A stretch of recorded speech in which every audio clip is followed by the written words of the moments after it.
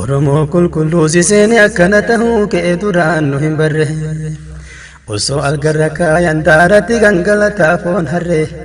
qeerroof qarreen joohariin jabeeffatu amma dubbii agarre. Oromoo qulqulluu siseeni akkana tahuu ka'ee duraan nu hin barre osoo algarra kaayan daaratti gangalataa foon harree qeerroof qarreen joohariin jabeeffatu amma dubbii agarre. Qeerroof qarreen tokkummaa kee jabeeffatu amma dubbii agarre.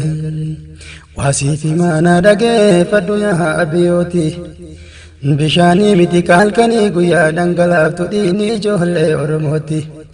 Sila kanaaf tanyaa malee dubbiin Oromoo gurra kee jalalooti.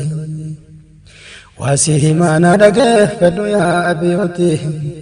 Sila kanaaf tanyaa malee dubbiin Oromoo gurra kee jalalooti. Bishaanii miti kaalkanii guyyaa dhangalaaftu dhiigni ijoollee Oromooti. Tunillee tana dubbiini deebisaan kana dubbiini osoo dhoysaan naftanyaa nutti ijaartu dhugaa Oromoo ifa baasi rabbiini. Qalbiin na caqasimee waasii hima naftanyaa miliyoona 5 bulchuun dandahure Oromoota miliyoona 50. Qalbiin na caqafadhu yaa abiyyooti waasii hima naftanyaa miliyoona 5 bulchuun danda'u amma booda Oromoota miliyoona 50. Tunillee tana dubbiini deebisaan kana dubbiini osoo dhoysaan naftanyaa nuti ijaartu dhugaa Oromoota ifa baase rabbiini. Tunillee tana dubbiini deebisaan kana dubbiini osoo dhoysaan naftanyaa nuti ijaartu dhugaa Oromoo ifa baase rabbiini. Dhugaadha gabrummaa diddaaf paaspoortii lama baanne dhugaadha bilisummaa fiduuf paaspoortii lama baanne garuu akka keetii qorii takka keessaa moqaa lamaan nuti nyaanne. Dhugaadha gabrummaa diddaaf paaspoortii lama baanne garuu akka keetii qorii takka keessaa moqaa lamaan nuti nyaanne. Tunillee tana dubbiini deebisaan kan keellee kana dubbiini osoo dhoysaan naftanyaa nurratti ijaartu dhugaa Oromoo ifa baase rabbiini. Mammaaka Oromoo siifaa himuu dhagahi soogidda ofii jettu mi'aayanaa jettu dhagaa tahi yaa nama na amba fakkaachuu dhiisi gaaf tokkollee taatu mee uftahi. Mammaaka Oromoo siif himaa dhagahi soogidda ofii jettu mi'aayanaa jettu dhagaa tahi yaa nama na amba fakkaachuu kana dhiisi gaaf tokkollee taatu mee uftahi.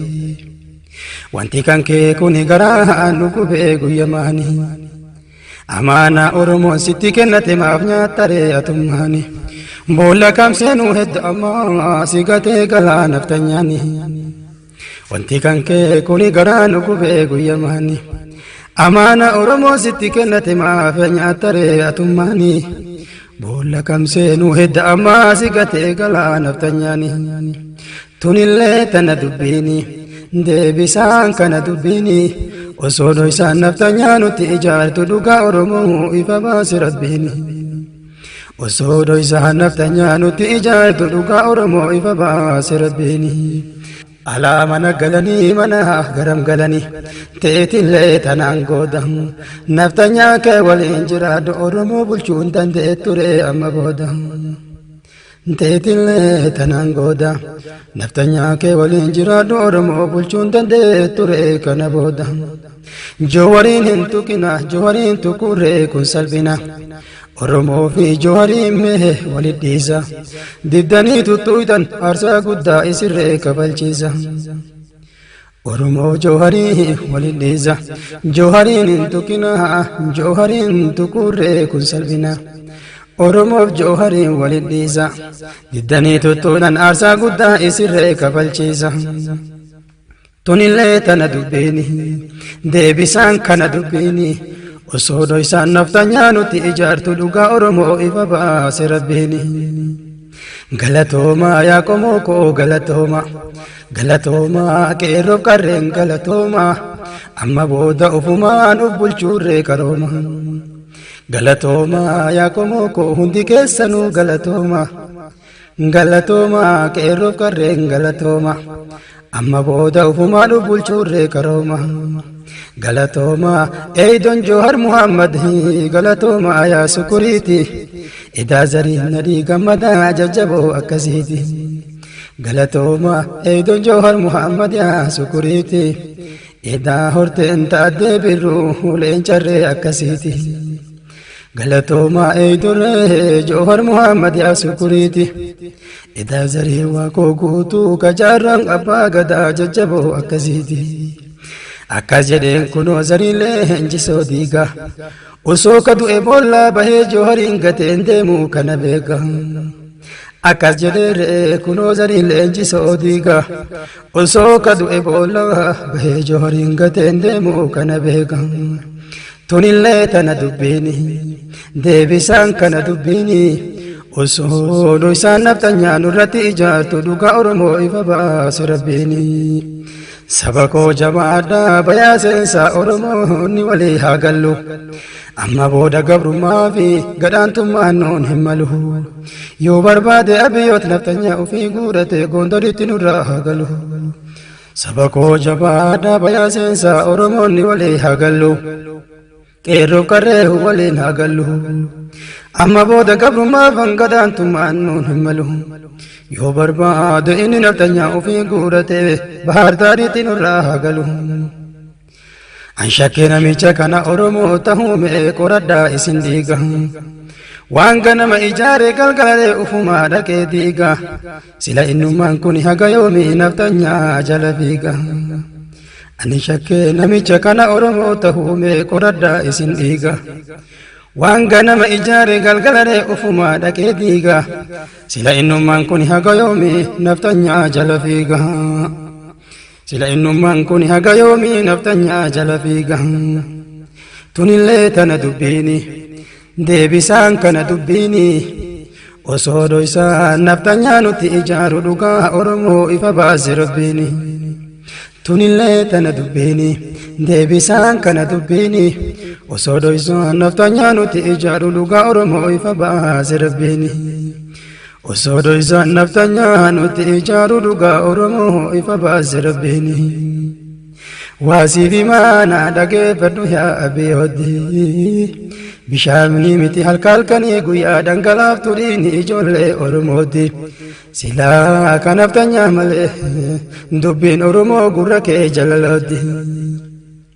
oromoo siseeni akkana tahuu kee duraan nu hin barre osoo algarra kaayan daaratti gangalataa foon harre qeerroof qarreen joohariin jabeeffadhu amma dubbii agarre waasiif imaanaa dhageeffadhu yaa abiyyooti waasiif imaanaa dhageeffadhu qalbiin na caqasime waasiif imaa naftanyaa miliyoona 5 nu bulchuun danda'u oromoota miliyoona 50 naftanyaa miliyoona 5 bulchuun danda'u oromoota miliyoona 50 oromoo qulqulluu siseeni akkana tahuu kee duraan nu hin barre osoo algarra kaayan daaratti gangalataa foon harre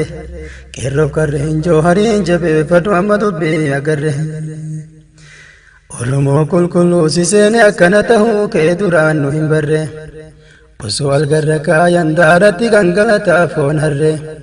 qeerroof qarreen joohariin jabeeffadhu amma dubbii agarre qeerroof qarreen tokkummaa kee jabeeffadhu amma dubbii agarre waasiif imaanaa dhageeffadhu yaa abiyyooti bishaanii miti halkanii guyyaa dhangalaaftu dhiini ijoollee oromooti sila kan naftanyaa malee dubbiin oromoo gurra kee jalalooti waasiif imaanaa dhageeffadhu yaa abiyyooti sila kan naftanyaa malee dubbiin oromoo gurra kee jalalooti bishaanii miti halkanii guyyaa dhangalaaftu dhiini ijoollee oromooti tunillee tana dubbiini deebisaan kana dubbiini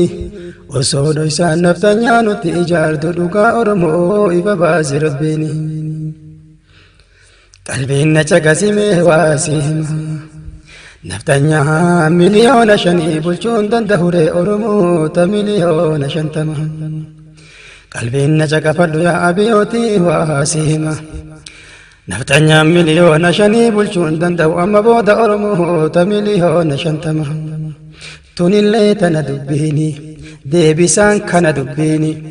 osoo dhoysaan naftanyaa nuti ijaartu dhugaa Oromoo ifa baase rabbiini tunillee tana dubbiini deebisaan kana dubbiini osoo dhoysaan naftanyaa nuti ijaartu dhugaa Oromoo ifa baase rabbiini dhugaadha gabrummaa diddaaf paaspoortii lama baanne dhugaadha bilisummaa fiduuf paaspoortii lama baanne garuu akka keetii qorii takka keessaa moqaa lamaan nuti nyaanne dhugaadha gabrummaa diddaaf paaspoortii lama baanne garuu akka keetii qorii takka keessaa moqaa lamaan nuti nyaanne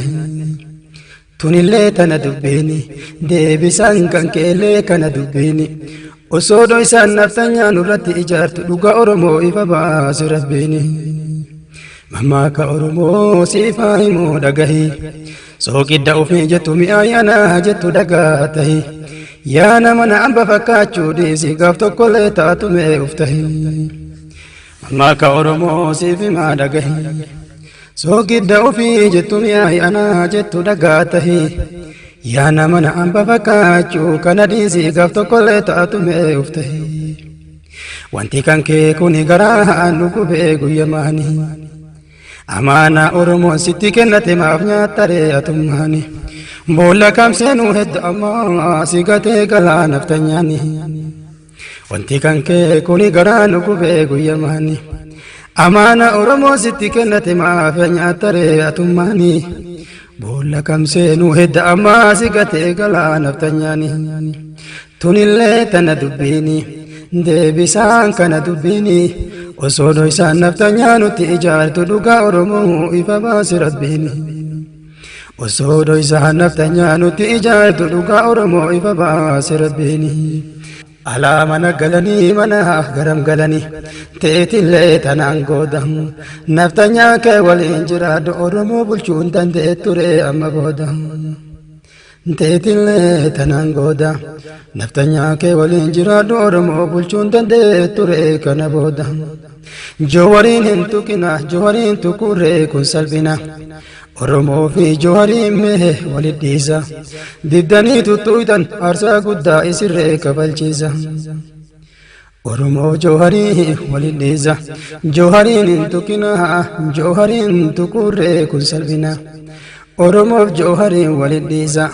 dibdanii tuttuutan aarsaa guddaa isirree kafalchiisa tunillee tana dubbiini deebisaan kana dubbiini osoo dhoysaan naftanyaa nuti ijaartu dhugaa Oromoo ifa baase rabbiini galatooma yaa qomoo koo galatooma galatooma qeerroof qarreen galatooma amma booda ufumaan uf bulchuurree karooma galatooma yaa qomoo koo hundi keessanuu galatooma galatooma qeerroof qarreen galatooma